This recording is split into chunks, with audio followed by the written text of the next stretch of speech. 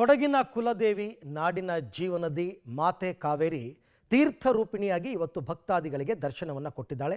ಶುಭ ಮಕರ ಲಗ್ನದಲ್ಲಿ ಕಾವೇರಿ ಉಗಮಸ್ಥಾನ ತಲಕಾವೇರಿಯಲ್ಲಿ ಇವತ್ತು ಮಕರ ಲಗ್ನದಲ್ಲಿ ಬ್ರಹ್ಮಕುಂಡಿಕೆಯಲ್ಲಿ ತೀರ್ಥರೂಪಿಣಿಯಾಗಿ ಉದ್ಭವವಾಗಿದ್ದಾಳೆ ಮಾತೆ ಕಾವೇರಿ.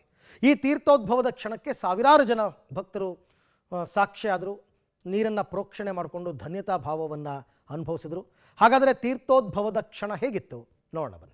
ಭಾಗಮಂಡಲದಲ್ಲಿ ತಲಕಾವೇರಿ ತೀರ್ಥೋದ್ಭವ, ತೀರ್ಥ ರೂಪಿಣಿಯಾಗಿ ದರ್ಶನ ಕೊಟ್ಟ ಕಾವೇರಿ ಪುಣ್ಯಗಳಿಗೆಗೆ ಸಾಕ್ಷಿಯಾದ ಅಪಾರ ಭಕ್ತವೃಂದ.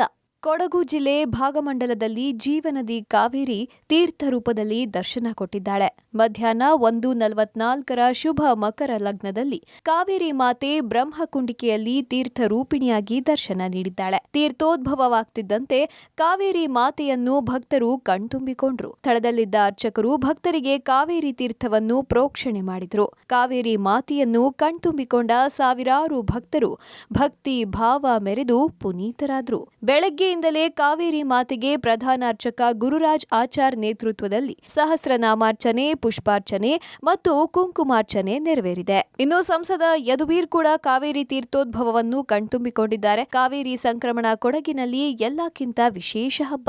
ನಾಡಿನ ಜನರಿಗೆ ಆರೋಗ್ಯ ಆಯಸ್ಸು ಕೊಡಲಿ ಎಂದು ವಿಶೇಷವಾಗಿ ಪ್ರಾರ್ಥನೆ ಮಾಡಿದ್ದೇನೆ. ಕಾವೇರಮ್ಮನ ಆಶೀರ್ವಾದ ಪಡೆದಿದ್ದೇನೆ. ಅರಸು ಸಮುದಾಯದಂತೆ ಸಾಂಸ್ಕೃತಿಕ ಉಡುಪು ಹಾಕಿಕೊಂಡು ತಲಕಾವೇರಿಗೆ ಆಗಮಿಸಿದ್ದೇನೆ ಎಂದರು. ಮತ್ತೊಂದೆಡೆ ಸಾವಿರಾರು ಭಕ್ತರು ಭಾಗಮಂಡಲದಿಂದ 8 ಕಿಲೋಮೀಟರ್ ದೂರದ ತಲಕಾವೇರಿಗೆ ಕಾಲ್ನಡಿಗೆಯಲ್ಲಿ ಆಗಮಿಸಿದ್ರು. ಕೊಡವ ಸಾಂಪ್ರದಾಯಿಕ ಉಡುಗೆ ತೊಟ್ಟ ಭಕ್ತರು ಕಾವೇರಿ ಮಾತೆಯನ್ನು ಕಣ್ತುಂಬಿಕೊಂಡಿದ್ದಾರೆ.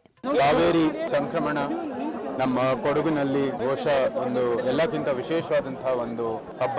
ನಾಡಿನ ಸಮಸ್ತ ಜನತೆಗೆ, ವಿಶೇಷವಾಗಿ ಕೊಡಗಿನ ನಿವಾಸಿಗಳಿಗೆ ಹೃತ್ಪೂರ್ವಕವಾದಂತಹ ಶುಭಾಶಯಗಳನ್ನು ಸಲ್ಲಿಸುತ್ತೇನೆ. ಆ ಕಾವೇರಮ್ಮ ಎಲ್ಲರಿಗೂ ಒಳ್ಳೆ ಆರೋಗ್ಯ, ಅಭಿವೃದ್ಧಿ, ಸಮೃದ್ಧಿ, ಆನಂದವನ್ನು ದಯಪಾಲಿಸಲಿ ಎಂದು ಪ್ರಾರ್ಥನೆ ಮಾಡ್ತೀನಿ. ಕೊಡಗಿನ ನಿವಾಸಿ ಜೊತೆಗೆ ಪಾದಯಾತ್ರೆ ಮಾಡೋ ಮೂಲಕ ಇಲ್ಲಿಗೆ ಬಂದು ತೀರ್ಥೋದ್ಭವದ ಸಮಯದಲ್ಲಿ ಕಾವೇರಮ್ಮನ ಆಶೀರ್ವಾದ ಪಡೆಯುವ ಮೂಲಕ ನಮ್ಗೆ ಬಹಳ ದೊಡ್ಡ ಸೌಭಾಗ್ಯ, ದೊಡ್ಡ ಪುಣ್ಯ ಅಂತ ಹೇಳ್ಬೋದು. ಅಲ್ಲಿಂದ ನಡ್ಕೊಂಡು ಬರುವಂತ ಪದ್ಧತಿ ಇದೆ ಅಂತ, ಸೊ ಅದೇ ಅಂತ ಮಾಡಿದ್ರು. ಅರಸು ಸಮುದಾಯ ಹಾಕೊಳ್ಳುವಂಥದ್ದು ನಮ್ಮ ಲಾಂಗ್ ಕೋಟ್ ಇದಷ್ಟೇ, ತಮ್ಮದೇ ಆದಂತಹ ಸಾಂಸ್ಕೃತಿಕ ಉಡುಪು ಹಾಕೊಂಡು ಬನ್ನಿ ಅಂತ ಹೇಳಿದ್ರು. ಅದಕ್ಕಾಗಿ ಅದೇ ಹಾಕೊಂಡು ಬಂದಿರೋದು.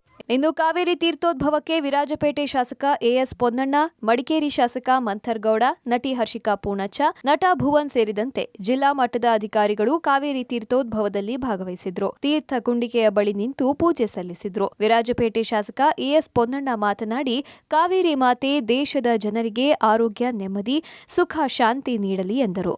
ನಟಿ ಹರ್ಷಿಕಾ ಪೂಣಚ್ಚ ಕಾವೇರಿ ತೀರ್ಥೋದ್ಭವ ಕಣ್ತುಂಬಿಕೊಂಡಿದ್ದು ಸಂತಸ ಎಂದಿದ್ದಾರೆ.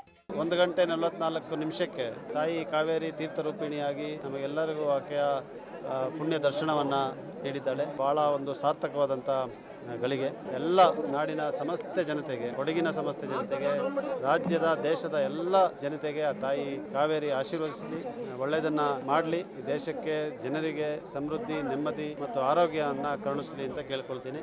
ತುಂಬಾ ಖುಷಿ ಆಗ್ತಾ ಇದೆ. ನಮ್ಮ ತಾಯಿ ಮಾತಾಯಿ ಕಾವೇರಮ್ಮ ನಮ್ಮೆಲ್ಲರಿಗೂ ತುಂಬಾ ಆಶೀರ್ವಾದ ಕೊಟ್ಟು, ನಾವು ಕೇಳಿದಾಗ ಮಳೆ, ನಾವು ಕೇಳಿದಾಗ ನಮಗೆ ಬೆಳೆ, ನಮಗೆ ಪ್ರತಿ ವಿಷಯದಲ್ಲೂ ನಾವೇನಾದ್ರೂ ಹರಕೆ ಹೊತ್ಕೊಂಡ್ರೆ ಕಾವೇರಮ್ಮಗೆ ಅದನ್ನ ಯಾವ್ದಾದ್ರೂ ಒಂದು ರೀತಿಯಲ್ಲಿ ಪೂರೈಸ್ತಾರೆ. ನನಗೆ ಮತ್ತೆ ಭುವನ್ ಅವ್ರಿಗೆ ಕಾವೇರಿ ಅಂತ ಹೇಳಿದ್ರೆ ತಾಯಿ ಹೇಳಕ್ಕೆ ಆಗಲ್ಲ, ತುಂಬಾ ಪವರ್ಫುಲ್ ದೇವಿ.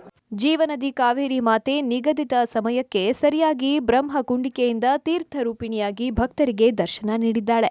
ವರ್ಷಕ್ಕೊಮ್ಮೆ ಬ್ರಹ್ಮಕುಂಡಿಕೆಯಲ್ಲಿ ತೀರ್ಥರೂಪದಲ್ಲಿ ಉದ್ಭವಿಸುವ ಕಾವೇರಿ ಮಾತೆಯನ್ನು ಕಂಡು ಭಕ್ತರು ಧನ್ಯರಾಗಿದ್ದಾರೆ. Mallikarjun, public TV, Madikeri.